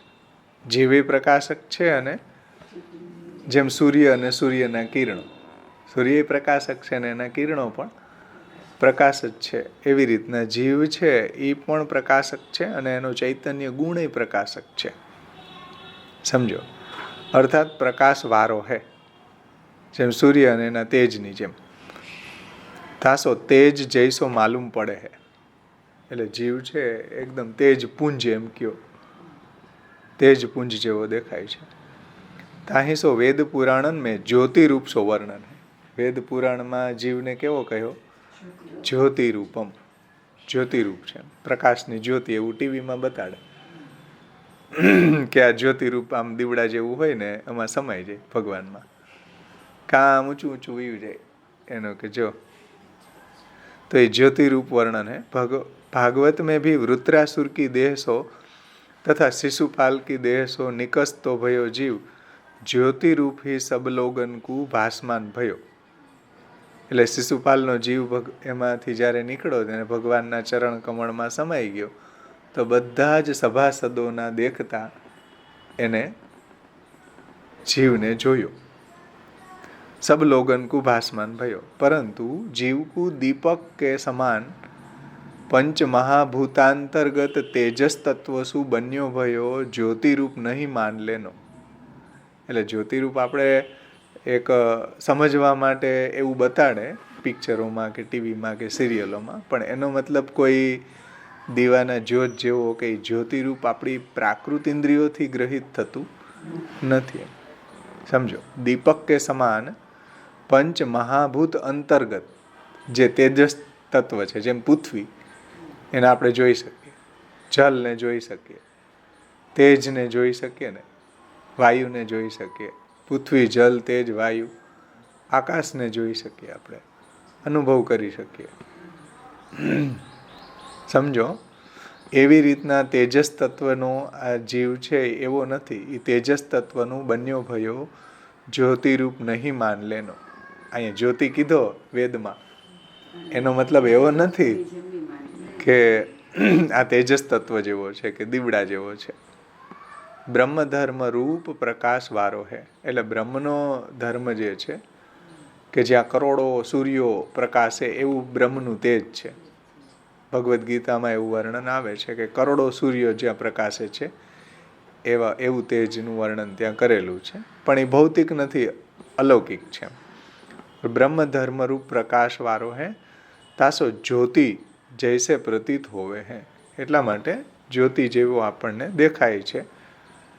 જીવ તો લૌકિક ઇન્દ્રિયાદિકન કરી કે ગ્રહણ કરવે મેં નહીં આવે હે. આપણી લૌકિક ઇન્દ્રિયોથી એને આપણે જોઈ ન શકીએ, કોઈના જીવને ન જોઈ શકીએ. જીવ તો મહાપ્રભુજી કહે છે ન પ્રાકૃતે ઇન્દ્રિય ગ્રાહ્યમ, પ્રાકૃત ઇન્દ્રિયોથી ગ્રહિત થતો નથી. એમ કોઈ પણ પદાર્થ છે એનું આપણે ઇન્દ્રિયોથી સન્નિકર્ષ જ્ઞાન થાય, કે જેમાં ટેબલ છે, પુસ્તક છે, તો આંખથી એને એનો સન્નિકર્ષથી આપણને જ્ઞાન થઈ રહ્યું છે. એમ પણ જીવનું એવું ક્યાંય જ્ઞાન ન થાય કે હવે બાપાનો જીવ જુઓ, અમે દેખો બધા હમણાં જ ગયો, હા બારીએથી ગયો, એમ જોઈ ન શકીએ આપણે બાપાના જીવને. સમજાય ને? તો જય એટલે પ્રાકૃત ઇન્દ્રિયોથી ગ્રાહ્ય નથી. એમ જૈસે અંધકાર મેં ધરી વસ્તુ દિયા યા સૂર્યાદિ દ્વારા દીખવે મેં આવે હે. કોઈ અંધારામાં પડેલી વસ્તુ છે એને આપણે દીવો કરીને કે બેટરીથી આપણે જોઈ શકીએ, અથવા સૂર્યના પ્રકાશથી. ऐसे जीव को स्वरूप दिया सूर्य आदि द्वारा भी नहीं दिख શકે હે. કોઈ દીવાથી કે કોઈ સૂર્યથી દિવસના કોઈનો જીવ જાય તો આ દિવસની તો આપણને બધી વસ્તુ દેખાય, તો સૂર્યના પ્રકાશથી પણ એને જોઈ શકાય નહીં. મોટા મોટા વૈજ્ઞાનિક લોકોએ ઘણી બધી એને શોધ કરી, પણ એને પણ જીવ દેખાતો નથી. સમજાણું? હાર્ટના હાર્ટ ખોલી નાખ્યા, હાર્ટ ટ્રાન્સફર કરી નાખ્યા હચોડા, તોય જીવ નો દેખાણું. કે ઓપન હાર્ટ સર્જરી કરી નાખી તોય જીવ નો દેખાણું. કે આ ચાલે છે કેમ આ બખડ જંતર બધું?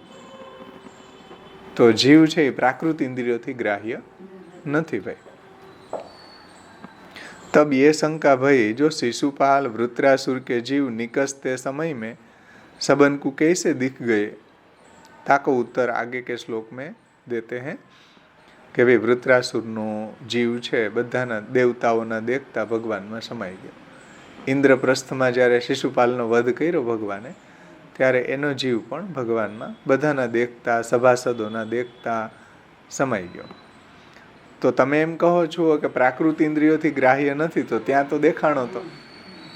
તો શ્રી મહાપ્રભુજી એનો જવાબ આપે છે કે યોગેન ભગવદ દ્રષ્ટિયા દિવ્યયા વા પ્રકાશતે. 3 રીતે એને જોઈ શકાય. 3 રીતિ સો જીવ કો સ્વરૂપ દિખે હૈ. પહેલું, એક તો યોગ કરી કે સાધિત અર્થાત સધે ભયે મન દ્વારા જીવ કો દેખ શકે. એટલે યોગ કરતા કરતા જ્યારે એની યોગ સાધના સિદ્ધ થાય ત્યારે જીવની અનુભૂતિ પણ કરી શકે, એને યોગ સાધિત મનથી એને જોઈ શકે, એટલે એનો અનુભવ કરી શકે. એવી સિદ્ધિઓ પણ યોગીઓને પ્રાપ્ત થતી હોય છે. બીજું, जिन नेत्रन સો ભગવાન કે દર્શન કરે હે ઉન નેત્રન સો જીવ કો દેખ શકે. એટલે જે નેત્રોથી આપણે પ્રભુના દર્શન કરીએ છીએ એ નેત્રોથી જીવને પણ જોઈ શકીએ. જો ભગવાનને જોઈ શકાતા હોય તો જીવને તો જોઈ શકાય ને કૈમુતિક ન્યાયથી. એમ કારણ કે ભગવાનની પ્રાકૃત ઇન્દ્રિયોથી તો ગ્રાહ્ય નથી, તો ભગવાનને જો જોઈ શકાતા હોય તો જીવને પણ જોઈ શકાય. जैसे शिशुपाल को जीव उनकी दृष्टि सो दिख्यो, जिनकी दृष्टि भगवान को देख रही હતી. જેની દ્રષ્ટિથી એને ભગવાનનું દર્શન થતું હતું એ બધા લોકોએ શિશુપાલનો જ્યોતિ એનો જીવ જોયો, ભગવાનમાં સમાઈ ગયો. ઉનકી દ્રષ્ટિ સો દિખ્યો, जिनकी दृष्टि भगवान को देख रही थी. અથવા ત્રીજું, દિવ્ય દ્રષ્ટિ સો જીવ દિખે હે. એવી ભગવાન દિવ્ય દ્રષ્ટિ આપે તો આપણે જીવને જોઈ શકીએ. જૈસે વૃત્રાસુર કો જીવ દિવ્ય દ્રષ્ટિ વાલે દેવતાન કો દિખવે મેં આયો. એટલે દેવતાઓ છે એની દિવ્ય દ્રષ્ટિ હોય છે. એણે વૃત્રાસુરનો જીવ ભગવાનમાં વિલય થતો જોયો. તો આ રીતના જીવને જોઈ શકાય છે, પણ પ્રાકૃત ઇન્દ્રિયોથી જોઈ શકાતો નથી ભાઈ. સમજાણું? અહીંયા 2 કારિકા સંપન્ન થઈ, 55-56. આમાંથી કોઈને કઈ પ્રશ્ન છે?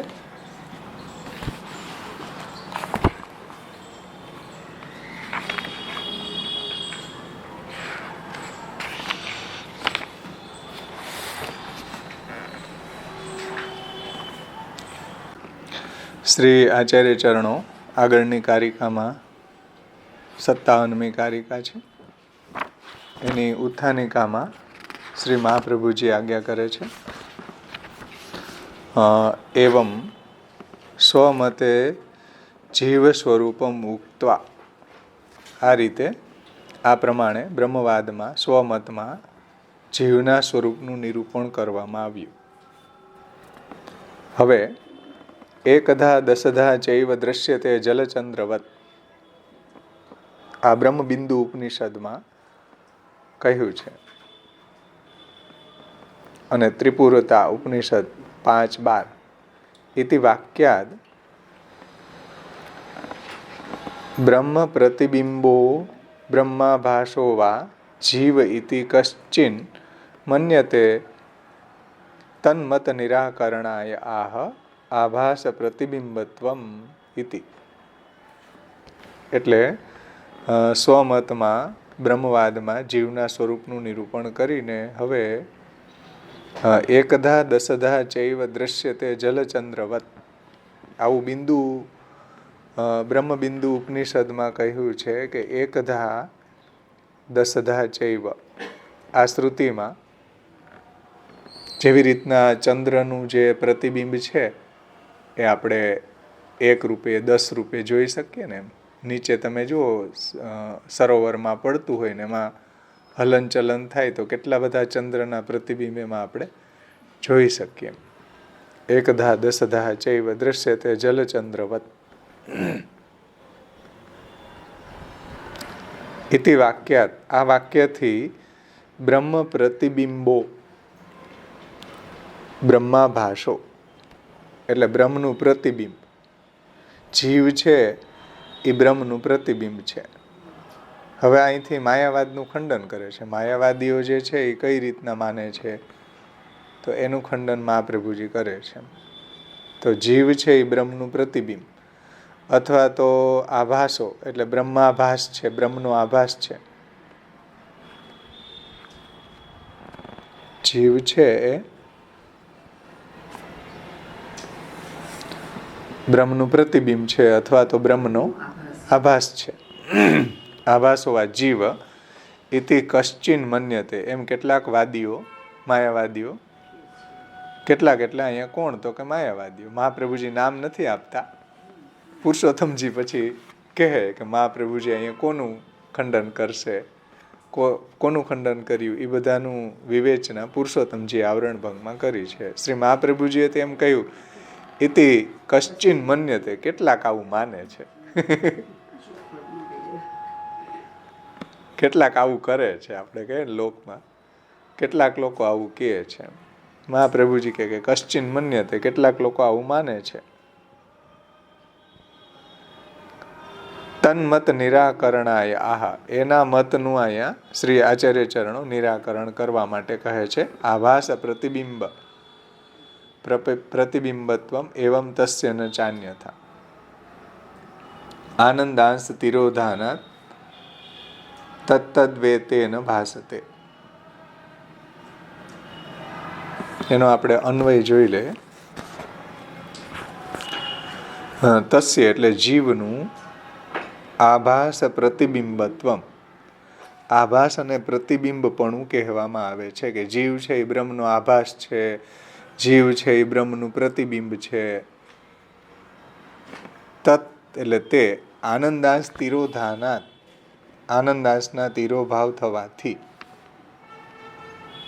ન ચાન્યથા એટલે બીજી કોઈ પ્રકારે નહીં, બીજી કોઈ પ્રકારે જીવ આભાસ કે પ્રતિબિંબ નથી, પણ એમાંથી આનંદાંશ તિરોહિત થઈ ગયો એટલે એને બ્રહ્મનો આભાસ કહેવામાં આવે. બ્રહ્માભાસ સમજો, જીવમાં બ્રહ્મનો આનંદાંશ તિરોધાન થવાથી એને પ્રતિબિંબ કહેવામાં આવે. અથવા તો બ્રહ્મનો જે આનંદાંશ એમાંથી તિરોહિત થઈ ગયો એટલે જીવને બ્રહ્મનો આભાસ કહેવામાં આવે.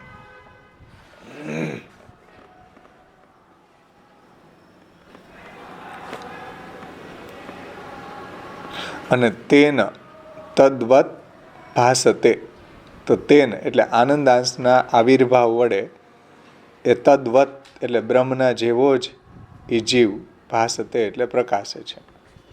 જ્યારે આનંદાંશ એની અંદર પ્રગટ થઈ જાય છે ત્યારે બ્રહ્મના જેવો જ એ ભાસે છે. અને આનંદાંશનું તિરોધાન થાય ત્યારે એને પ્રતિબિંબવત કે આભાસ કહેવામાં આવે છે, બીજી રીતે નહીં ભાઈ. શ્રી મહાપ્રભુજી પ્રકાશમાં હવે આ શ્લોકનો વિસ્તાર કરે છે, સમજાવે છે.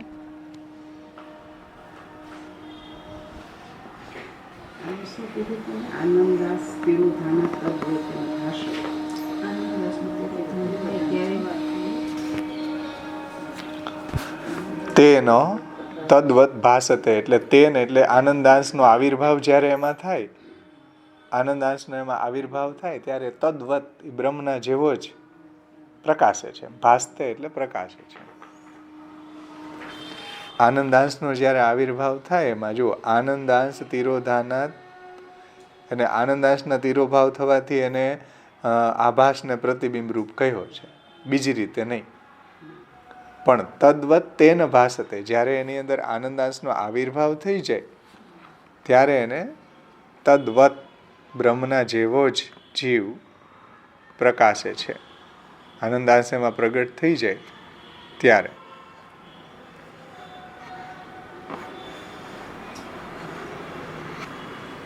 એટલે જીવને શાસ્ત્રમાં પ્રતિબિંબ રૂપ કે આભાસ રૂપ કહ્યો છે.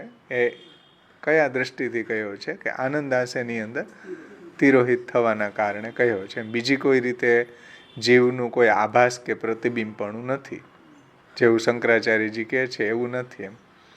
અને આનંદાંશનો જ્યારે એમાં આવિર્ભાવ થઈ જાય ત્યારે બ્રહ્મના જેવો જ પ્રકાશમાન થઈ જાય છે જીવ. હવે આપણે વ્રજભાષામાંથી ટીકાનું અધ્યયન કરશું. मायावादी के मत में जो मायावादी के मत में ब्रह्म को प्रतिबिंब रूप अथवा तो ब्रह्म को आभास रूप जीव को माने हैं. માયાવાદીઓ શું માને છે કે જીવ છે એ બ્રહ્મનું પ્રતિબિંબ છે, બ્રહ્મનો આભાસ છે, આવું માને છે. તાકો ખંડન કરે હે, એનું ખંડન શ્રી મહાપ્રભુજી અહીંયા કરે છે. આભાસ પ્રતિબિંબત્વમ, કેમ કે માયાવાદ નિરાકર્તા, સર્વવાદી નિરાશકૃત શ્રી મહાપ્રભુજી છે. हाँ, जीव है सो ब्रह्म को आभास रूप तथा ब्रह्म को प्रतिबिंब रूप नहीं हो सके है. જેવું શંકરાચાર્યજી કહે છે એવી રીતના આપણે જીવને કોઈ આભાસ રૂપ કે प्रतिबिंब रूप नहीं मानता. और ब्रह्म बिंदु उपनिषद में कहो है कि एकधा दशधा चैव दृश्यते जलचंद्रवत. ब्रह्म बिंदु उपनिषद या वाक्य में भी एक ब्रह्म नाना रूप हो जावे है, जैसे एक चंद्रमा जल के घड़ान में अनेक प्रकार वारो दिखे हैं, यही बात लिखी है. अर्थात एक ब्रह्म के अनेक रूप હોય वे में ही चंद्रमा को दृष्टांत दियो है. એટલે એક જ બ્રહ્મ એકોહમ બહુશ્યામ પ્રજાએ, જ્યારે એને અનેક થવાની ઈચ્છા કરી તો એક જ બ્રહ્મ અનેક જીવ રૂપે થઈ ગયો.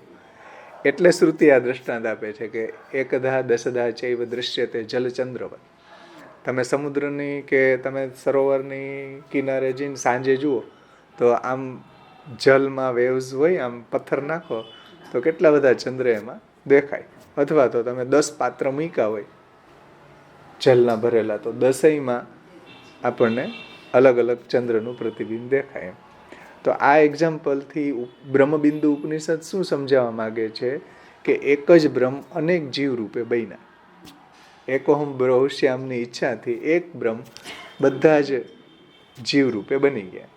જે ચંદ્ર છે એ અલગ અલગ પાત્રોમાં આપણને અલગ અલગ એનું પ્રતિબિંબ દેખાય. એ રીતના સમજાણું ને? આ દ્રષ્ટાંતને આ રીતે સમજવાનું છે. શંકરાચાર્યજી એને કઈ રીતના સમજાવે કે જુઓ, કીધું કે નહીં બ્રહ્મબિંદુ ઉપનિષદમાં જીવ છે એ પ્રતિબિંબ છે બ્રહ્મનું. ભાઈ એવો અર્થ અહીંયા લેવાનો નથી. એક બ્રહ્મ નાના રૂપ હોઈ જાવે એટલે અનેક રૂપ હોઈ જાવે. जैसे एक चंद्रमा जल के घड़ान में अनेक प्रकार वारो दिखे हैं, यही बात लिखी है. अर्थात एक ब्रह्म के अनेक रूप होइवे में ही चंद्रमा को दृष्टांत दियो है. चंद्रमाનું દ્રષ્ટાંત દ્વારા બ્રહ્મબિંદુ ઉપનિષદ શું સમજાવે છે કે એક જ બ્રહ્મ અનેક જીવાત્માઓ રૂપે પ્રગટ થાય છે. अर्थ એ સમજ્યા?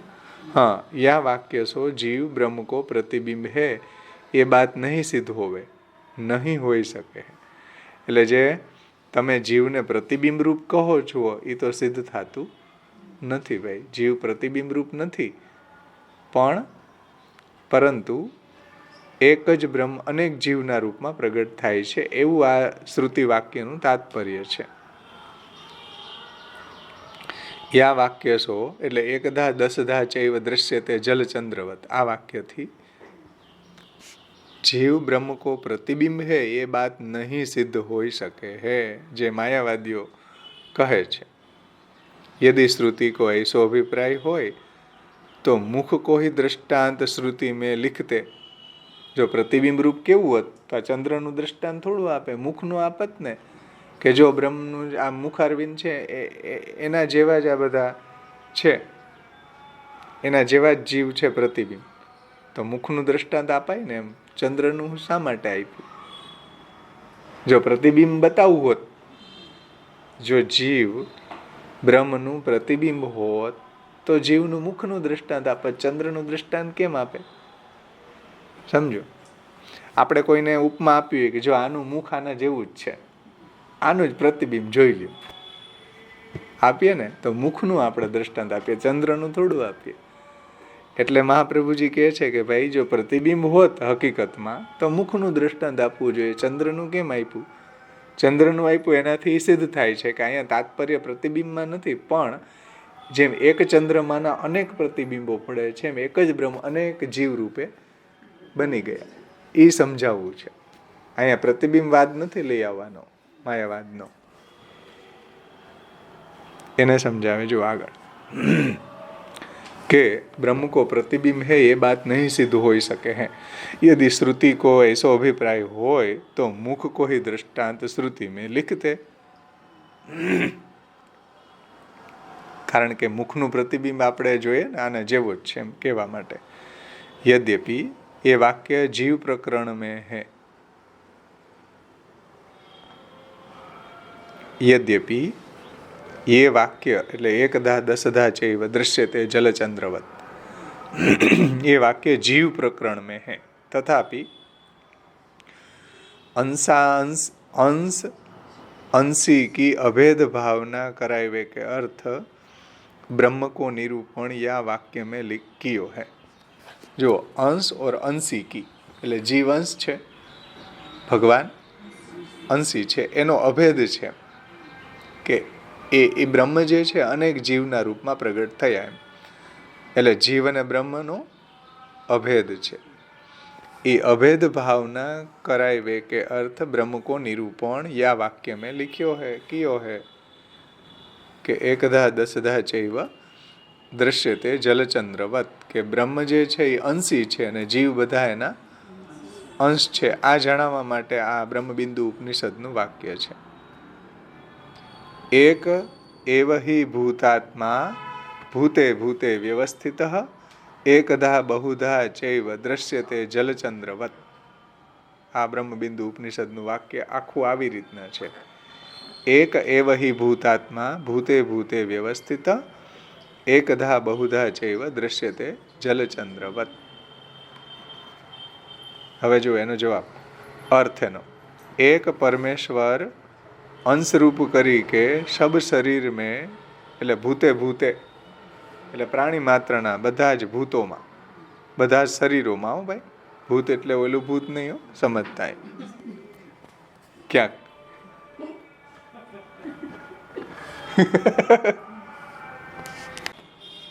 તો एक परमेश्वर अंशरूप करी के सब शरीरन में अनेक रूप सो स्थिति है. एक ज परमात्मानी भूते भूते व्यवस्थित एक ज भूतात्मा परमात्मा બધા શરીરોમાં બિરાજમાન છે. જૈસે ચંદ્રમાં અંશરૂપ કિરણ કરી કે जैसे चंद्रमा अंश रूप किरण करी के जल में स्थित होय है. किरण रूप जो चंद्रमा के अनेक अंश रूप है वे अपने अंशी चंद्रमा से जैसे अलग नहीं है, ऐसे ही जीव रूप अंश भी अपने अंशी ब्रह्म से अलग नहीं. એટલે જેમ ચંદ્ર આપણને અનેક દેખાય ને સરોવરમાં, આપણે એના પ્રકાશ દ્વારા જોઈ શકીએ કે અનેક પ્રતિબિંબ દેખાય, અથવા તો એના જે કિરણો છે એ ફેલાયેલા હોય ને. ચંદ્रमा के अनेक अंश रूप है वे चंद्रमा अंश रूप किरण करी के जल में स्थित होवे हैं. जलમાં આપણને ચંદ્रमा દેખાય એનું પ્રતિબિંબ. तो किरण रूप जो चंद्रमा के अनेक अंश रूप है वे अपने अंशी चंद्रमा सो जैसे अलग नहीं है. એટલે ચંદ્રમા અને એના કિરણો એની જ્યોત્સના ચંદ્રમાની સૂર્ય અને સૂર્યના કિરણો એમ અલગ નથી. એમ બ્રહ્મ જે છે એ અંશી છે અને જીવ બધા એના અંશ છે. तो चंद्रमा से उनके किरण जो है वो अलग नहीं है. ऐसे जीव रूप अंश भी अपने अंश ही ब्रह्म सो अलग नहीं है. यही प्रकार श्रीमद् भागवत जी में प्रतिमुखस्य यथा मुखश्री आ श्लोक आप्यो छे सप्तम स्कंद में प्रहलाद जी कहे छे કે યદ્યજ્જનો ભગવતે વિદધીતમાનમ તશ્ચાત્મન પ્રતિમુખસ્ય યથામુખશ્રી આવું કહે છે. એટલે કે मुख की आभूषण आदि कंसो शोभा करी जाए तो वा मुख के प्रतिबिंब की बिना ही किए शोभा होई जावे है. એટલે તમે આભૂષણોથી તમારા મુખને શણગારો તો એની મેળે જ પ્રતિબિંબમાં આપણને શોભા થઈ જાય ને.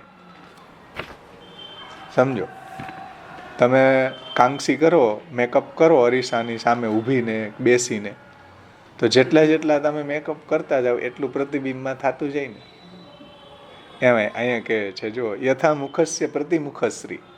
સમજો આ કેટલું સુંદર દ્રષ્ટાંત આપ્યું. તમારે મેકઅપનું જ છે એટલે જ આપ્યું હશે. તમને તરત જ સમજાઈ જાય. તમને તરત જ સમજમાં આવી જાય. જો કે તમે જેવું અરીસાની સામે જાઓ બેનો અને જેટલો મેકઅપ તમારા મુખ ઉપર કરો એટલો પ્રતિબિંબમાં એની મેળે થઈ જાય. જો हाँ, मुख के आभूषण आदि कंसो शोभा करी जाए वो मुख के प्रतिबिंब की विना ही किए शोभा हो जाए. प्रतिबिंब में थोड़ी આપણે શોભા કરીએ, આપણા મુખમાં કરીએ તો પ્રતિબિંબમાં થવા લાગે બધી શોભા. એમ તો આનું એનું તાત્પર્ય શું છે સમજો કે જેવું તમે શોભા તમારા મુખની કરો એવી જ બધી શોભા પ્રતિબિંબની થઈ જાય. એનાથી સમજાવવા શું માગે ભાગવતકાર? એ સમજાવે છે કે ऐसे ही परमेश्वर को भक्ति કરી કે સંતુષ્ટ કિયો જાય તો વાકે અંશરૂપ જીવાત્મા સ્વતઃ સંતુષ્ટ હોઈ જાવે.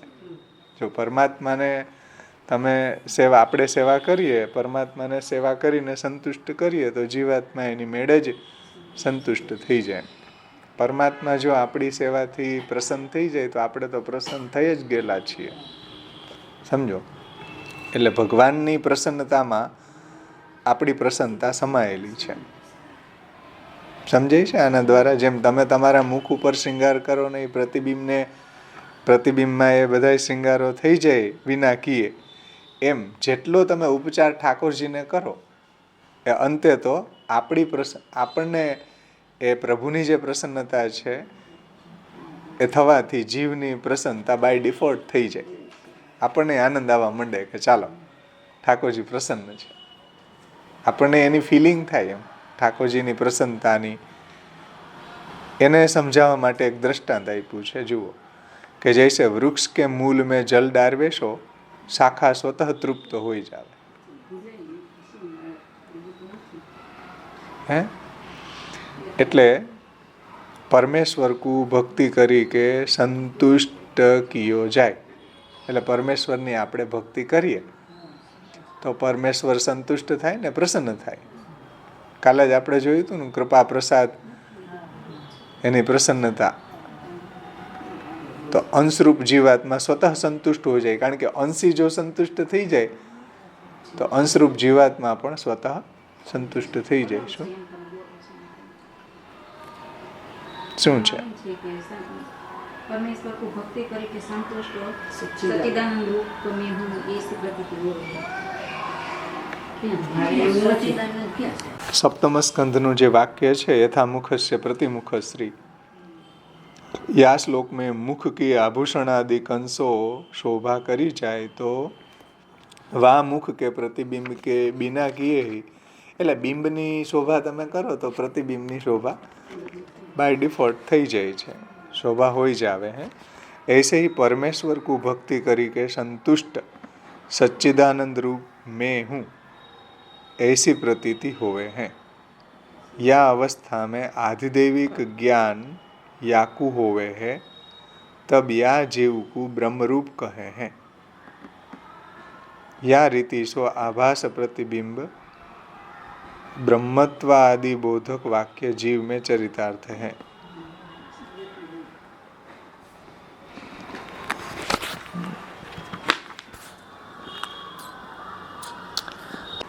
તાત્પર્ય શું છે કે પરમેશ્વર કો ભક્તિ કરી કે સંતુષ્ટ કિયો જાય તો વાકે અંશરૂપ જીવાત્મા સ્વતઃ સંતુષ્ટ હોઈ જાવે. એનું તાત્પર્ય શું? યથામુખસ્ય પ્રતિમુખશ્રીનું કે પરમાત્માની આપણે સેવા કરીએ અને પરમાત્મા સંતુષ્ટ થાય તો જીવાત્મા પણ સંતુષ્ટ થઈ જાય. જૈસે વૃક્ષ કે મૂળ મેં જલ ડારવેશો શાખા સ્વતઃ તૃપ્ત હોઈ જાવે. અને જેમ તમે વૃક્ષના મૂળમાં જલ સિંચન કરો તો બધી શાખાઓમાં જલ પહોંચી જાય ને, બધી શાખાઓ સંતુષ્ટ થઈ જાય. એમ પરમાત્માને આપણે ઉપચાર કરીએ, પરમાત્મા સંતુષ્ટ થઈ જાય તો જીવ છે એ પણ સંતુષ્ટ થઈ જાય. જૈસે વૃક્ષ કે મૂળ મેં જલ ડારવેશો શાખા સ્વતઃ તૃપ્ત હોઈ જાવે है. अर्थात जैसे प्रतिबिंब मुख की शोभा में मुख की शोभा प्रयोजक यानी कि कारण है. એટલે પ્રતિબિંબની શોભાને વધારવામાં કારણ શું છે? બિંબની શોભા. સમજો, प्रतिबिंब मुख की शोभा में मुख की આપણા મુખની શોભા એમાં કારણ છે, પ્રયોજક है. ऐसे ही परमात्मा को प्रसन्न होनो जीव के प्रसन्न होवे को कारण है. એટલે જીવ પ્રસન્ન થયો, આપણને સેવામાં આનંદ આવ્યો, એનો મતલબ જ કે પ્રભુ આપણી ઉપર પ્રસન્ન છે. જુઓ, આપણને સેવામાં આનંદ આવ્યો એનો મતલબ જ એ થાય કે પ્રભુ પ્રસન્ન છે. જુઓ કે જૈસે हाँ परमात्मा को प्रसन्न होनो जीव के प्रसन्न होवे को कारण है. પરમાત્માનું પ્રસન્ન થવું એ જીવની પ્રસન્નતાનું કારણ છે. યહી બાત પ્રતિમુખસ્ય યથામુખ શ્રી મેં કહી. આ વાત અહીંયા સપ્તમ સ્કંદના 9મા અધ્યાયના 11મા શ્લોકમાં પ્રહલાદજી કહે છે कि परमात्मा को प्रसन्न होनो जीव के प्रसन्न होइवे को कारण है. यही बात प्रतिमुख से यथामुख श्री में या श्लोक सो सिद्ध होवे है. जीव परमात्मा को प्रतिबिंब है ये बात सर्वथा नहीं सिद्ध होवे है. અહીંયા આનો મતલબ કોઈ જીવ પરમાત્માનું પ્રતિબિંબ છે એવું સમજાવવાનું અહીંયા નથી તાત્પર્ય. એટલે જ્યાં જ્યાં પ્રતિબિંબ શબ્દ આવ્યો એને કોટ કરીને મહાપ્રભુજી અહીંયા સમજાવે છે કે જુઓ આ જગ્યાએ પ્રતિબિંબ આવ્યો, પણ આ પ્રતિબિંબનો અર્થ આવો નથી લેવાનો કે બ્રહ્મનું જીવ પ્રતિબિંબ છે જેવું માયાવાદીઓ શંકરાચાર્ય લે છે. એનો અર્થ એવો નથી થતો. અહીંયા જે એકધા દશધા ચૈવ દ્રશ્ય તે જલચંદ્રવત એ જે બ્રહ્મબિંદુ ઉપનિષદ છે ત્યાં પ્રતિબિંબનો અર્થ શું લેવાનો કે બ્રહ્મનું જ આ બધા અંશો એક જ બ્રહ્મ અનેક જીવના રૂપમાં પ્રગટ થઈ ગયા. પ્રતિબિંબ છે એવો અર્થ નથી લેવાનો એમ. પછી યથામુખસ્ય પ્રતિમુખસ્ય એવું જે સપ્તમ સ્કંદમાં કહ્યું પ્રતિમુખસ્ય યથામુખશ્રી, તો ન્યાય પ્રતિબિંબની વાત આવી તો ત્યાં કેમ સમજવું? તો કે ત્યાં એવી રીતના સમજવું કે જે બી તમે શ્રૃંગાર તમારા મુખમાં કરો એ બધા જ પ્રતિબિંબમાં સિદ્ધ થઈ જાય. એવી જ રીતના જેટલો ઉપચાર આપણે ઠાકોરજીને કરીએ અને એનાથી પ્રભુ પ્રસન્ન થાય તો બાય ડિફોલ્ટ જીવ છે એ પ્રસન્ન થઈ જાય. કારણ કે અંશી પ્રસન્ન થાય તો અંશો તો પ્રસન્ન થઈ જ ગઈ ને, સ્વાભાવિક વાત છે આ તો. તો અહીંયા પ્રતિબિંબનો અર્થ કોઈ જીવ છે એ બ્રહ્મનું પ્રતિબિંબ છે એવો અર્થ લેવાનો નથી, પણ જીવ બ્રહ્મનો અંશ છે એવું અહીંયા સમજવાનું છે. બોલો, સમજાણી વાત? બે ઉદાહરણ બ્રહ્મબિંદુ ઉપનિષદના અને આ સપ્તમ સ્કંદનું. કેમ કે મહાપ્રભુજીએ અર્થ કરવાની જે પ્રક્રિયા છે વેદાહ શ્રી કૃષ્ણ વાક્યાની વ્યાસ સૂત્રાણી ચૈવહી સમાધિ ભાષા વ્યાસસ્ય પ્રમાણમ તચ્ચતુષ્ટયમ, તો વેદનું ઉદાહરણ આપીને સીધું ભાગવતનું આપ્યું આપણને. એટલે એ રીતના નિષ્કર્ષ બધા કોટેશન પણ એ જ રીતના મહાપ્રભુજી આપે છે. વેદ, બ્રહ્મસૂત્ર, ભાગવત. અહીંયા સુધીમાં કોઈને કાંઈ ન સમજાણું હોય તો આપણે એની ચર્ચા કરીએ. નહીતર આગળ હવે તમારે અત્યાર સુધીનું જે ચાલ્યું એ મને સમજાવવાનું છે.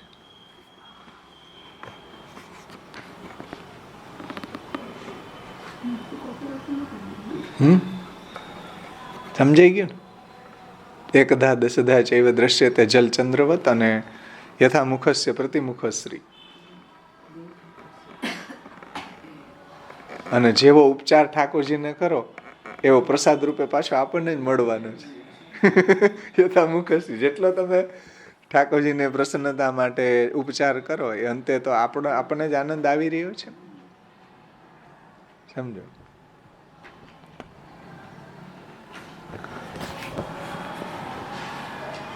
ભાઈ બધાને સમજાણું? ઓનલાઈન ઉપર જે સાંભળે છે અને કાંઈ પ્રશ્ન હોય તો આપણે એની ચર્ચા કરીને અહીંયા સમાપન કરીએ.